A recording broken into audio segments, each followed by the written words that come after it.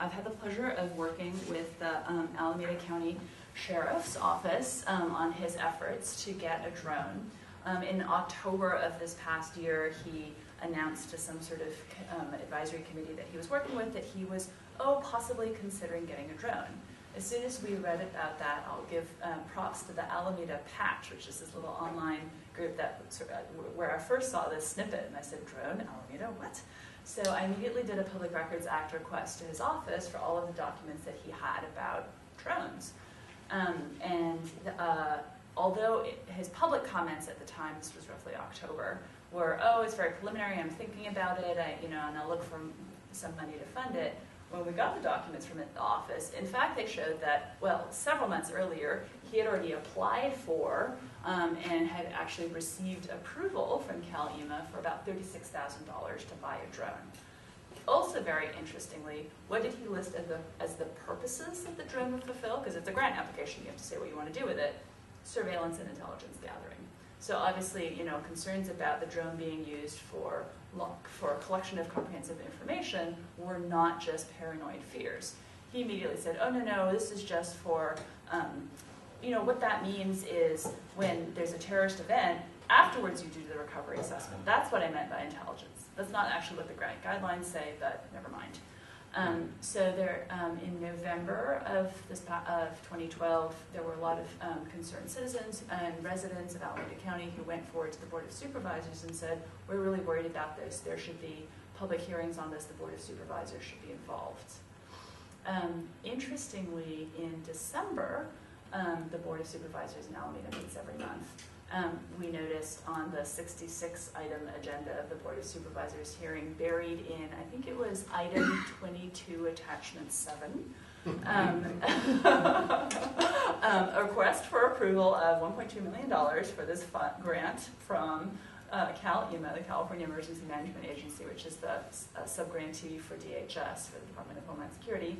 $1.2 million, including $36,000 for a drone. So we immediately raised alarm bells, wrote to the supervisors, called the media, and by the end of the day, I had a voicemail from County Council saying, I'm so sorry, that was on there by mistake. We voluntarily withdrawn that item. How much of that was for the tank? Yes, the city of Berkeley and UCPD, actually, the University of California Police Department actually put in for a tank. And when higher level administrators at the university caught wind of that, this was following the UCPD beating students with batons at Occupy Cal and pepper spraying students at Davis. They backed down on the tank idea.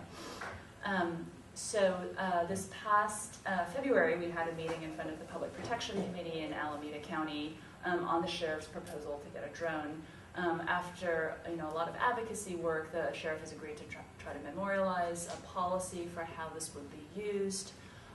So I will give him definite props for working hard to try to reduce something to paper before. What it was looking like was that he was just going to get a drone and there were no policies or procedures or anything.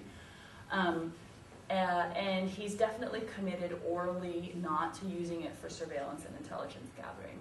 There are a couple problems, though. One, very globally, his policy is a sheriff's office general order, which means that it can be unilaterally changed by the sheriff down the road. What we want to see are enforceable restrictions, privacy protections that cannot unilaterally be changed by the sheriff. Your phone's battery is low.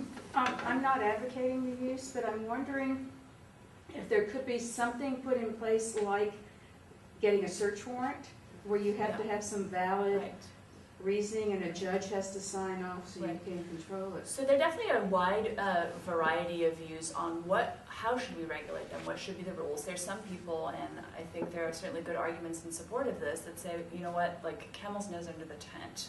We just really don't want drones at all. The ACLU's position is somewhere in between. And we recognize that there may be very beneficial uses for search and rescue, some toxic spill, there's the bomb that needs to be detonated, send in the drone to take the picture of it so you can figure out what it is before you send the person in. But barring these emergency type situations, our position is that there should be a warrant based on probable cause. The sheriff's office has warrant as the policy that's being drafted have warrant as one of the circumstances, and then various other emergency exceptions. The problem is that there are very many giant loopholes that you can fly a very large drone through in his policy, not just when you can deploy it, but also cross-purposing of data and data retention. Because our perspective is, if you're sending the drone out for search and rescue, then only use that information for search and rescue. Don't then retain it, analyze it, and use it for some other purposes. Under his policy, it could be retained for, you can send it out for search and rescue, but then you can retain it and analyze it and retain it for any evidence of criminal wrongdoing. Criminal wrongdoing, I mean, jaywalking is a criminal infraction, right? Political protests generally involve some jaywalking and some arguably malicious obstruction of the sidewalk, so virtually any political protest is going to be a crime scene. Under his policy, you could fly a drone for search and rescue, incidentally photograph a political protest that's perfectly peaceful, capture the images of everyone at the protest against the sheriff, who's about to buy a drone, and then keep the data. And the kicker is, if you add it to existing policies, and I could go on about this for a long time, suspicious activity reporting, which are these guidelines that the feds put out post 9/11 about precursors to terrorism, that then gets sent to the Northern California Fusion Center for massive data crunching. Suspicious activities in those guidelines, to which the sheriff is a party, are so broadly defined that they include photographing bridges. We live in the Bay Area. Do you know how many bridges we have? So, some of the other guidelines for suspicious activity reporting, and under the sheriff's policies, these are like his staff are required to submit suspicious activity reports. So, photographing bridges, manifesting an unusual curiosity about, infrastructure. So if you're a curious journalist and you're asking questions about, like, so what is that building? What does it do? Why does it have blah, blah, blah? Basic things that a good investigative journalist would do would make you the subject of a suspicious activity report.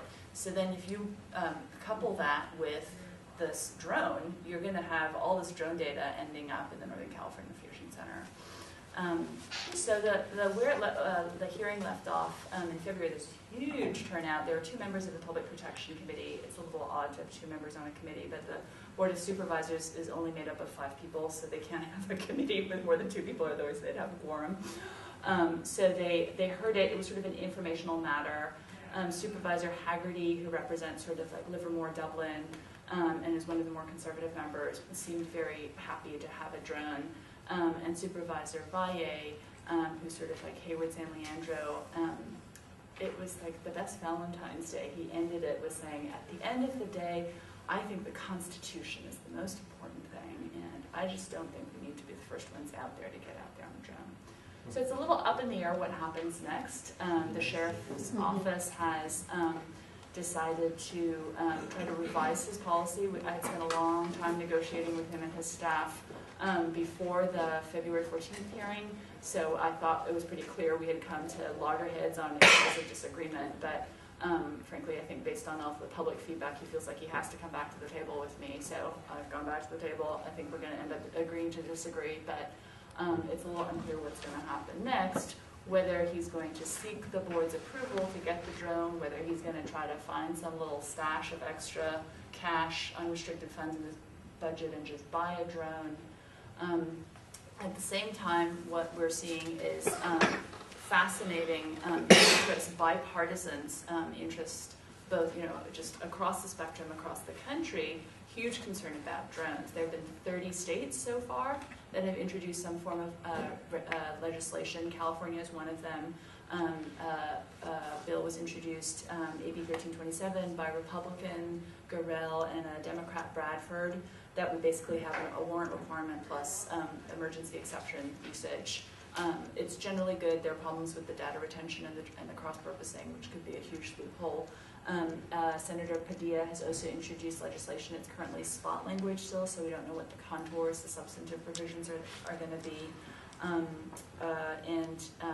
It's fascinating because it's unusual to see so much support across the political spectrum for privacy with the drones has like brought people out all over the place. Often I feel like, you know, we're just sort of like voices in the wilderness at the ACLU. But on this one, there's been a lot of support across the political spectrum. So it's fascinating. There are so many questions about this, and I could sit here for half an hour. But I'm only going to ask a couple. The first has to do with just whether or not these things have been oversold. Yeah. I mean, hearing you talk about them, I mean, you're a lawyer, you're not a technologist. Right. So, you know, you probably aren't the right person to talk about exactly what these things can actually do. Right. But I work in IT and in tech, and I think about, you know, we're talking about data collection. Data has to go somewhere, it has to be organized somehow. Right. So there has to be some sort of a plan behind it. Right. And I'm wondering, you know, have the manufacturers actually come up with sort of a generic data collection plan for, you know, sell you a drone and you go out and you pick up all this data and it goes into the database and you do X with it? Or are they basically just saying, here's a new toy, you can do whatever you want?